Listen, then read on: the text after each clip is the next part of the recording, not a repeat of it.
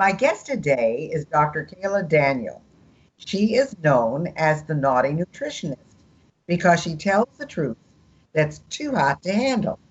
She's co-author of the best-selling Nourishing Broth, Old-Fashioned Remedy for the Modern World, and the author of The Whole Soy Story, The Dark Side of America's Favorite Health Food, and Hook, Line, and Stinker, The Truth About Fermented Cod Liver Oil. She's appeared on Dr. Oz, PBS Healing Quest, and many other shows. She's been a speaker for the Paleo FX on an ancestral health and other conferences. She received the Integrity in Science Award from the Weston A. Price Foundation back in 2005 and the Health Freedom Fighter Award from Freedom Law School in 2009. And I love this, the Badass Award from the Paleo Primal Price Now Hunt Gather Grow Foundation in 2015. Well, Kaayla, first of all, I want to welcome you, and it's very appropriate that the Naughty Nutritionist is on a show for spunky old broads. So welcome. Thank you. Well, I think diet and eating is something we talk about from the time we're able to until the time it doesn't matter anymore. So what are some of the diet secrets that we need to know to be frisky for life? Well, first of all, I think we should note that the word die is in diet. So I'd like to support the idea of going back to real food because I believe real lust requires real food. And by real food, what I'm talking about is old-fashioned foods, high in fat and cholesterol, good foods like eggs, butter, cream, meat, etc.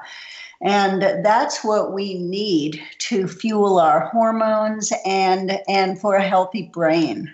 But so many dietitians, and there's die in that word again, they're talking up low-fat, high-soy, plant-based diets, and the results, unfortunately, speak for themselves. We've got an epidemic of people with fatigue, lethargy, malaise, anxiety, and, yes, loss of libido. So let me ask you, because, my mom lived to 99 and a half. She never exercised a day in her life. I mean, she was a very active person, but she didn't ever exercise. And she really grew up on Crisco, chicken fat, and, all the rest. But she would say to me, but they were different then. They were different chicken fat, and it was different Crisco. In fact, I don't even know if you can find Crisco anymore. But, she really said that it made a difference. Now, you're talking about meat and things like that, which, by the way, I adore. And people say, well, they're all full of hormones. And does this mean that your meat has to be organic or grass-fed? Or where does all of that play into things? I want to be clear that I'm supporting organic farming and pasture-raised poultry, cows and so forth, for the sake of the planet, for personal health, and because I do care deeply about the animals. And years ago, when your mom was growing up, all the farms were where the animals were out on pasture. Factory farming is fairly new, and fast foods, they didn't even exist until after the 50s. So your mom grew up on real food. And it probably wasn't perfect, and Crisco does go way back, but some of those formulas were different as well. But very different situation, your mom growing up and growing a good, strong body and brain compared to, say, the children growing up today on fast food and everything coming out of packages. Big, big difference. Okay, because this was always a concern to me because I do have raw friends. I have vegan friends, vegetarian friends, then vegetarians who, there's a different word if they eat chicken or fish. But, and they all look at me when we go out, especially my raw food friend. We go out for lunch or dinner, and we've got to find a restaurant that's good for her and good for me because we eat differently. And we always laugh. We joke about it. I mean, we're good friends, and we joke about it because sometimes it does take some creativity. But why why trust Mother Nature's wisdom over Father Technology's advances? Well, Mother Nature's wisdom goes way, way back. And without her wisdom, the human race wouldn't have survived. And Mother Nature, in her wisdom, put fat in all the tasty foods. And we have to ask ourselves, well, why would she do that? Was she making a mistake? Was she out to kill us? And were all our ancestors all over the world wrong? And I don't think so. So Father Technology's advances, they've all come in much more recently, and we are starting to learn some of the huge problems with, say, the low fat fad that for so long went on, and terrible, terrible health problems resulting from that. And Father Technology, to make food profitable, takes food apart. Mother Nature supports whole foods. Whole foods have fat, cholesterol, carbohydrates, protein. It's all in the foods. I mean, even vegetables have all the three.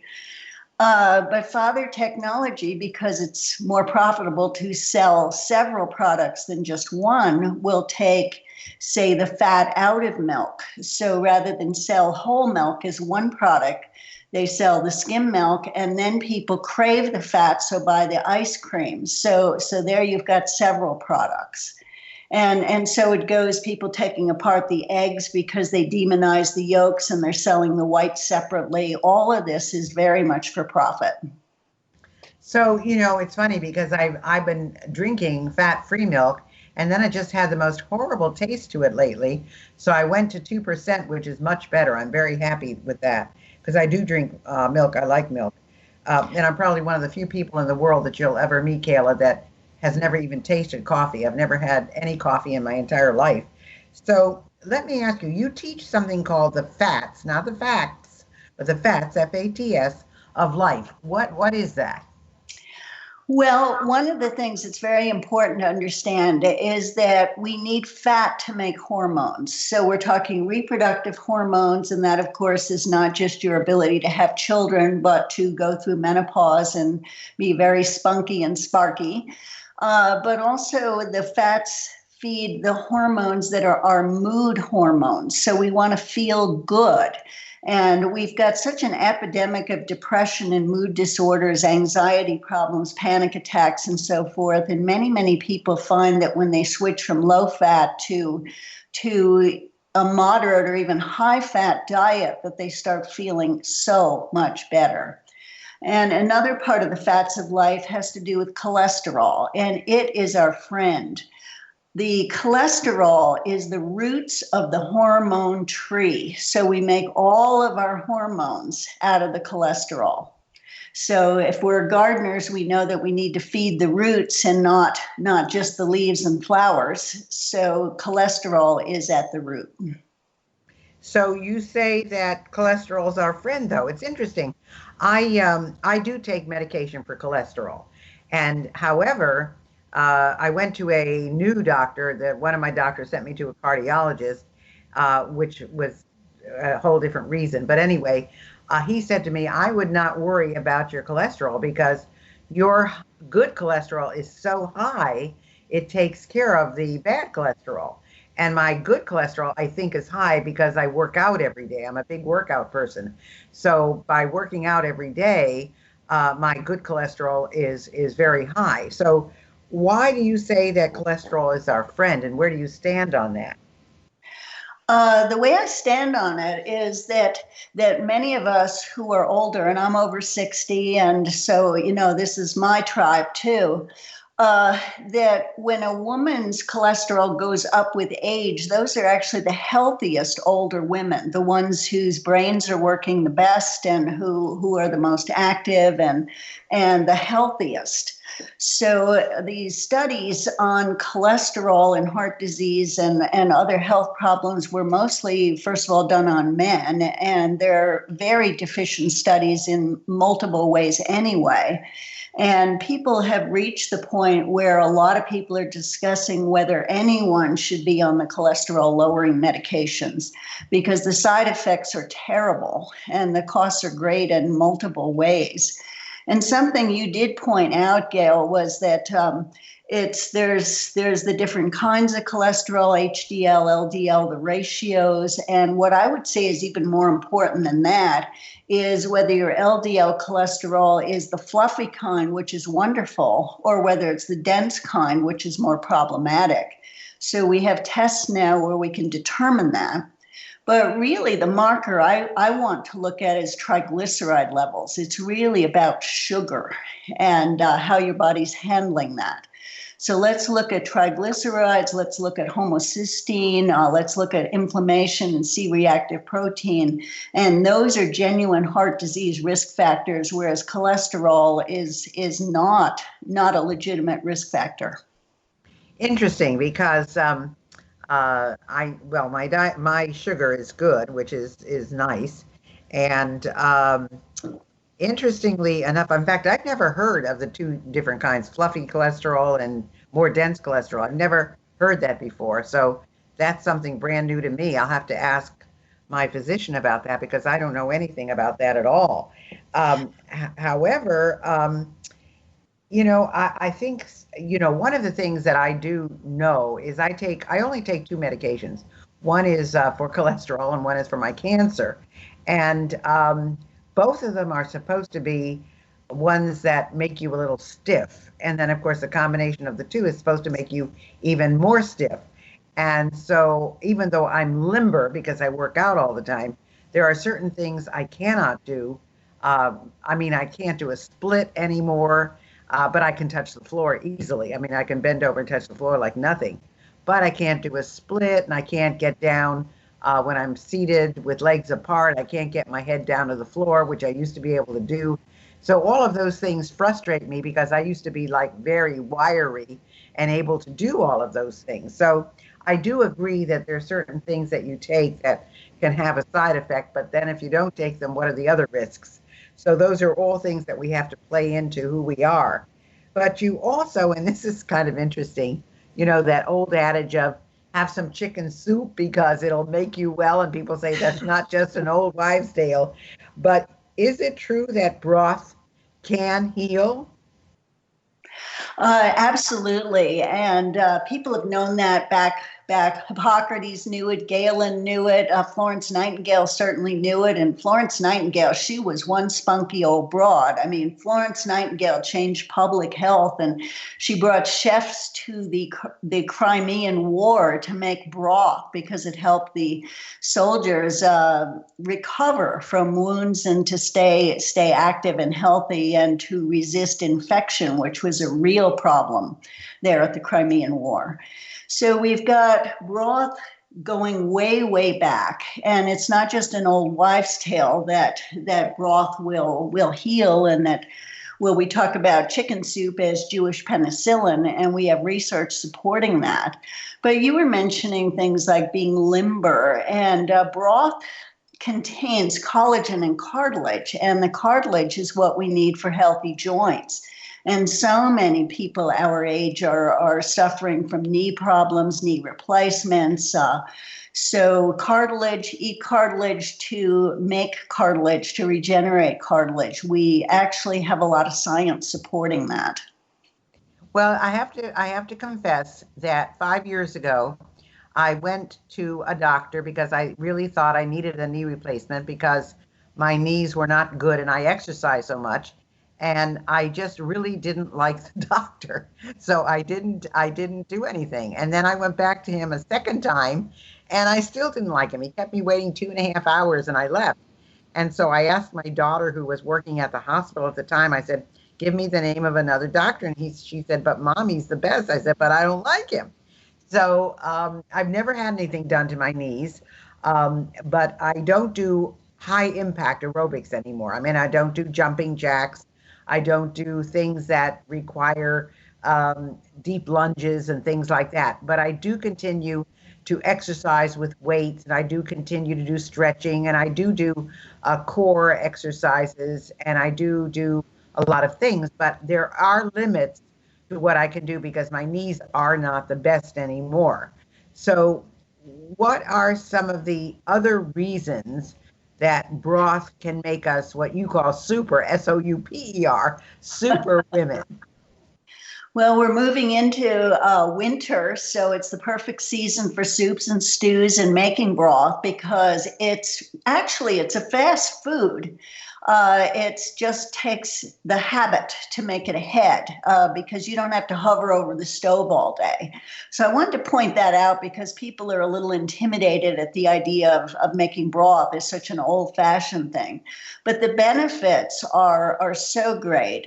Beautiful skin, beautiful nails, particularly helping with preventing arthritis and joint problems, knee problems, athletic injuries, so many reasons. The cartilage in broth is where we have a lot of research. Dr. Pruden in the 1970s was researching broth with autoimmune disorders and also cancer.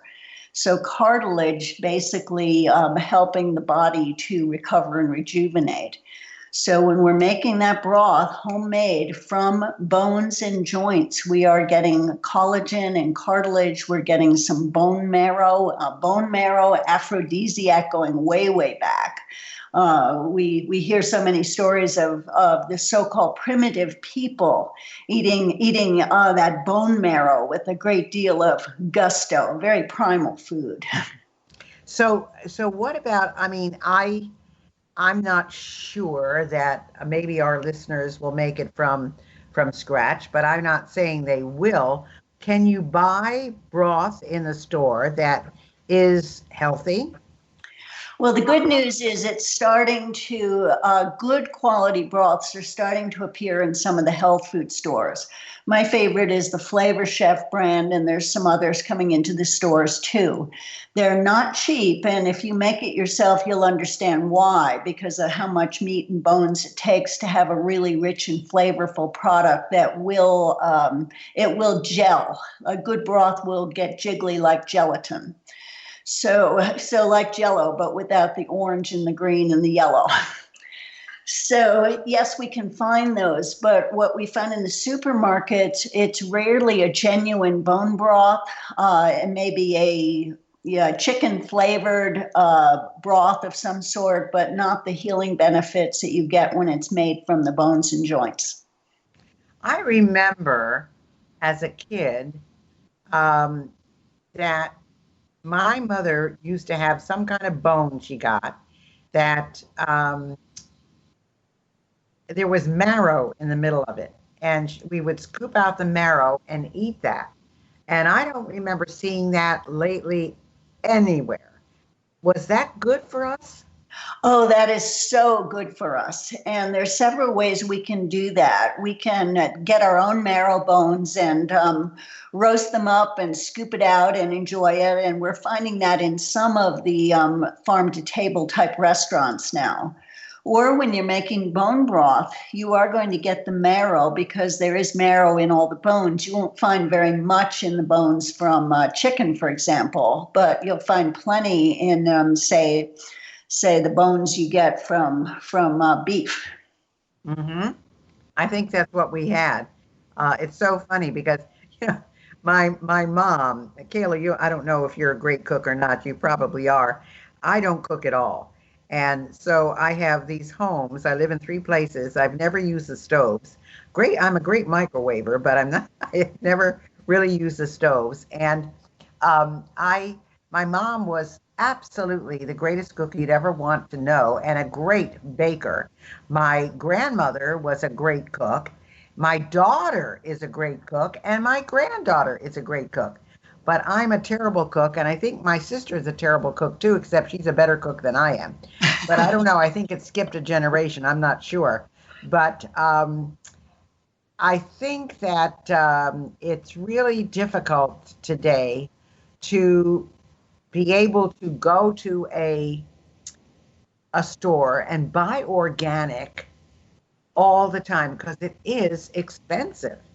And most people can't really afford that. And if they do, it puts an extra, I would say, couple $100 in your food budget for the month. So do you have any suggestions as to what to do in that particular case? Well, one thing I always recommend is to practice what we call nose to tail eating. So if you intend to just eat steaks and chops and you want to do it grass fed with the real quality stuff, it's going to cost a fortune, $25 a pound meat, etc. But if you're eating what Mother Nature intended us to eat, which would include broth from the bones and the organ meats, liver, for example, and some of the cheaper cuts, the ones you would make stews with, for example, it becomes way, way more affordable. And something I really enjoy as a perfect paleo snack would be chicken gizzards. And you can't find anything cheaper than chicken gizzards and chicken feet for the broth. And there are ways to buy the quality products and make things from scratch and still come in with a reasonable budget. That is really super. I'm glad to know that. We're going to be coming up soon to a break, but I wanted to give our listeners some of your information in the meantime. How can people get a hold of you, Kaayla? My website is drkayladaniel.com. And that's Kaayla with two A's, Kaayla. Right. And I do respond to people who contact me through the website. I'm really happy to connect with people. And I have a free report there on the fats of life. That's good. And when you say the fats of life, it's like, okay, let's get into that. But, yeah, so again, it's Dr. Kaayla, Kaayla Daniel, correct? That's and if you should, by the way, want to get in touch with her, we're going to repeat this at the end of our next segment. But it's I mean, she's got these reports. You can tell she's a wealth of information. But I know it's hard to do on a daily basis. Do you recommend going to farmers markets and things like that? I do, and I also recommend participating in a community garden. It's one of the ways we can have a social life, and I think that's something very important. Many of us have lost that kind of deep connection. So if we see people regularly, say at the co-op, at the farmer's market, gardening in a community plot, for example, I think that makes our lives richer and healthier on multiple levels. It's never all about food. And one of my mentors said, pleasure is a nutrient. And that's just one of my favorite quotes. Well, all of this is good, but I mean, if you're living in the city, it's kind of hard to have a community garden.